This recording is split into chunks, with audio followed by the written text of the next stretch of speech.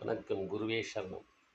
நீங்க யாரா இருந்தாலும் சரி, உங்க ஜாதகம் எப்படி இருந்தாலும் சரி, நீங்க ஜெயிக்கலாம். ஏன்னா, ஒரு ஜாதகத்த லக்னத்தின் அடிப்படையில் 23 விதமாகவும், சந்திரன் என்ற ராசியில் அடிப்படையில் 23 விதமாகவும், கதி என்ற அடிப்படையில் சூரியன் என்ற ராசியிலிருந்து 21 விதமாகவும், விதி, மதி, கதி என்ற 3 விதத்தில் 69 விதமாக ஆராய்ச்சி செய்கள் நீங்கள் ஜெயிப்பதற்கான சூட்சுமத்தை கண்டறியலாம்.